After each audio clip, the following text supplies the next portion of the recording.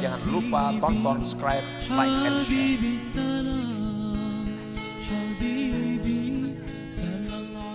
Itulah yang dikhawatirkan oleh Rasulullah sallallahu alaihi wasallam. Dalam sebuah hadis beliau bersabda, "Lau lam tuznibu la khasyitu alaikum ma huwa akbaru min dzalik al-ujubu al-ujubu." Ujar Nabi, andai kata kalian itu tidak berbuat dosa sama sekali, aku sungguh takut kepada kalian akan jatuh dalam dosa yang lebih besar, yaitu dosa sifat ujub. Dosa sifat ujub tadi.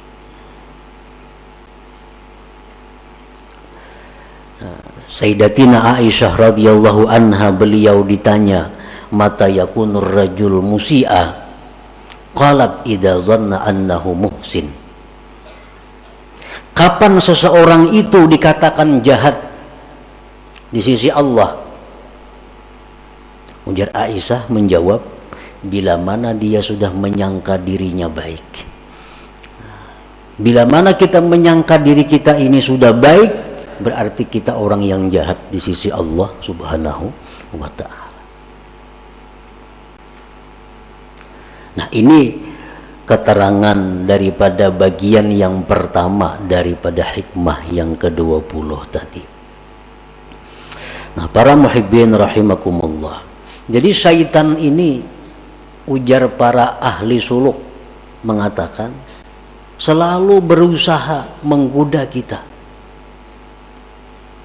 sampai kepada tahapan-tahapan yang ke-7. Baru syaitan itu berakhir menggoda kita. Sampai 7 tingkat keadaan-keadaan kita, syaitan selalu membisik kepada kita agar kita gugur, agar kita terjatuh ke dalam jurang yang hina. Nah, untuk menghindari, menjaga keselamatan dari godaan-godaan syaitan yang 7 tingkat itu, 3 hal yang kita perlukan. Pertama, ilmu yang pertama. Yang kedua, doa kepada Allah agar dipelihara. Yang ketiga, kawan yang baik. Nah, 3 macam itu kalau kita ingin selamat. Para muhibbin rahimakumullah, apa yang 7 itu?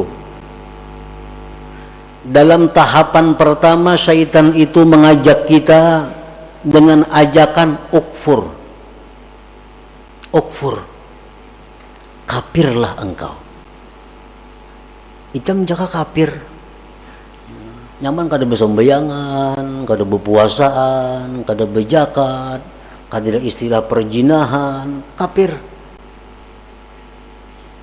Nah, mungkin ajakan ini tidak ditujukan syaitan kepada kita, karena kita insya Allah kada mungkin hakun bakapir. Ada bisikan nyuruh kafir, bakapir lah, insya Allah kada. Tapi untuk orang-orang yang tertentu bisa terperdaya dengan ajakan ukfur ini.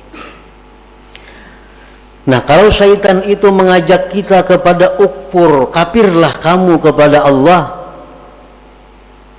ilmu yang kita perlukan untuk mengatasi ini adalah firman Allah, wa ma liya la a'budul ladzi fatarani. Tidak ada alasan, wahai syaitan, untuk tidak menyembah Tuhan yang menciptakan aku.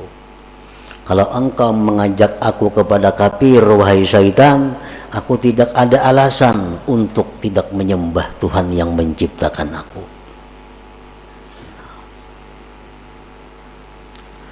Selamat kita. Kada hakun bakapir, dibawai kafir kada mau. Lalu dalam tahapan yang kedua, syaitan mengajak kita, membisik kepada kita, la tuti' rabbak, la tuti' rabbak.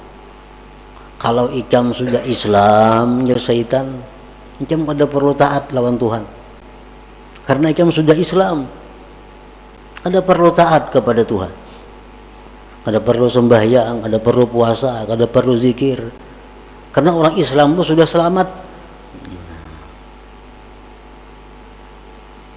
menghadapi ajakan ini? Kita mesti ada ilmunya.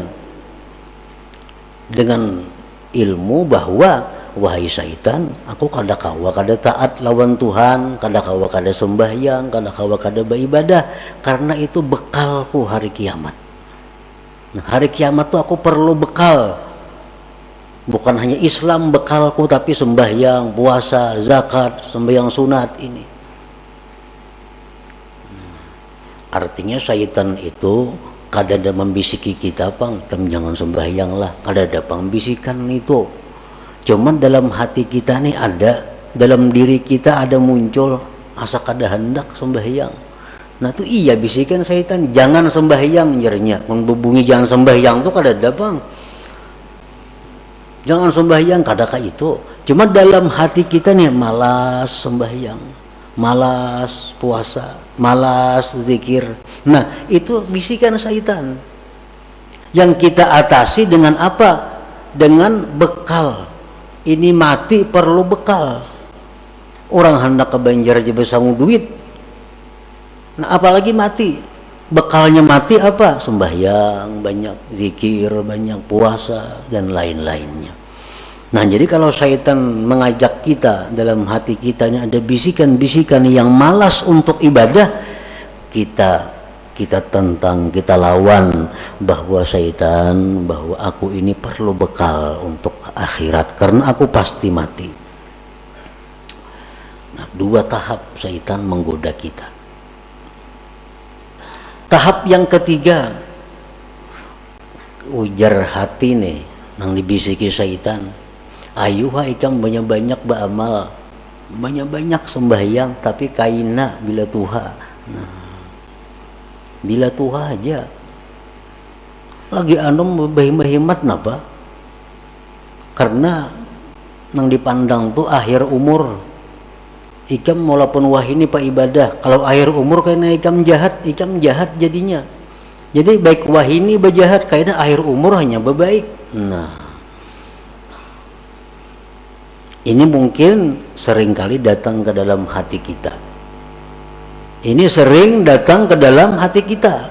Padahal itu adalah syaitan.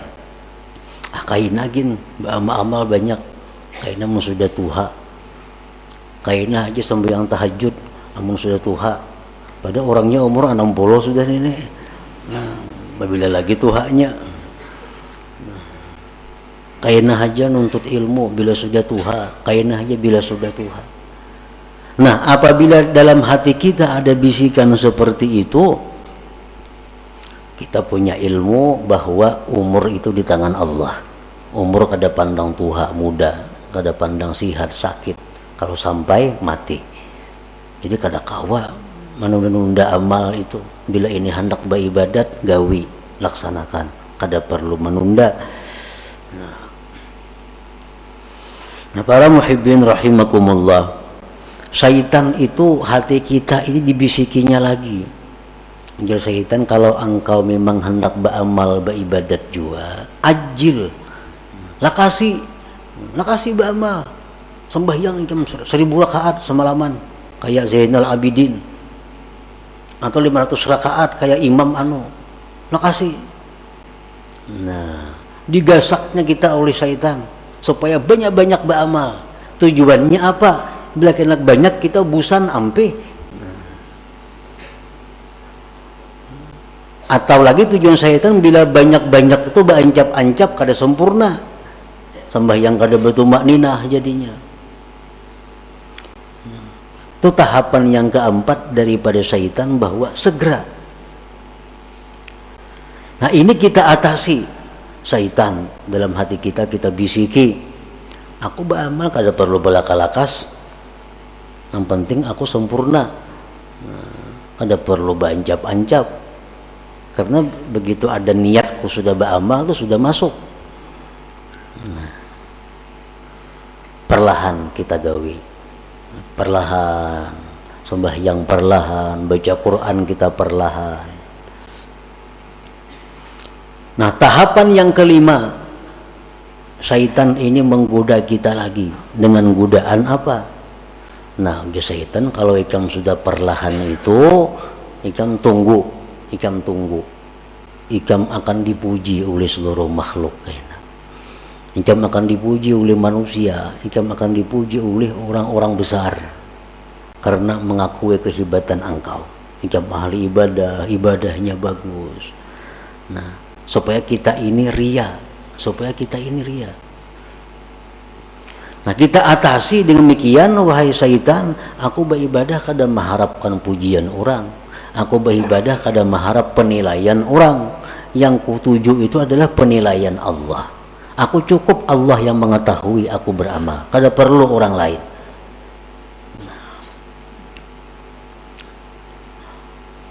Terus kita beramal kepada Allah, beribadah.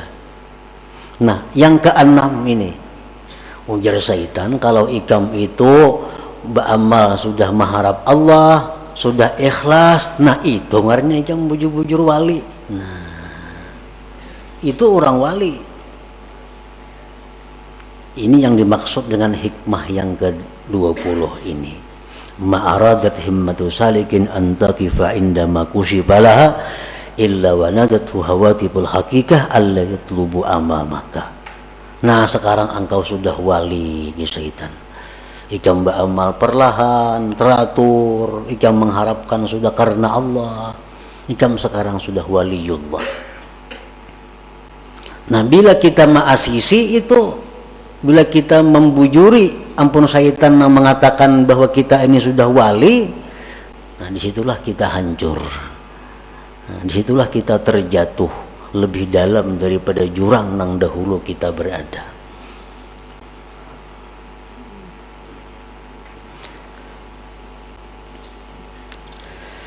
Nah, fasabilus salama li hadzal abdi ayyujiba syaitan aina ana minal awliya was salihin wa ana warikum bi bihari taksir wa qillatil ilm qalbi mashghulun bid dunya wa ma ukhlisu fil amal wa lam a'lam hal tuqbalu taubati amla inna ma ana abdun hakir katsiruz dzunub arju rahmat rabbi. Di waktu syaitan tadi, di waktu hati kita berbisik bahwa kita ini dekat dengan Allah, di waktu hati kita bicara bahwa kita ini sudah dikasihi, dicintai Allah, di waktu hati kita bicara kepada kita bahwa kita ini wali, itu hendaknya dijawab,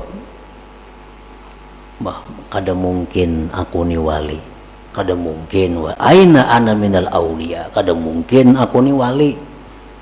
Aku ini masih banyak kurang, ilmunya kurang, hatiku masih banyak kepikiran dunia, amal ibadahku belum tentu ikhlas, dosa-dosaku dahulu belum tentu diampuni Allah, tubat-tubatku belum tentu diterima. Aku ini adalah hamba yang hina, yang banyak dosa, yang mengharapkan rahmat Tuhan. Nah, ini yang jawabannya kalau timbul bisikan di hati kita. Itu yang dimaksud dengan wanadathu hawatibul hakikah alla yadlubu amamaka. Aku ini masih banyak dosa, walaupun aku beribadat, walaupun aku baca Quran, tapi dosa-dosaku dulu belum tentu diampuni Allah. Tobat belum bisa diterima, belum tentu diterima. Nah, bila kita mampu menentang yang demikian tadi dengan perasaan-perasaan bahwa kita masih hina, kita masih banyak dosa, kita masih jauh dari Allah, berarti kita berhasil, berarti kita selamat.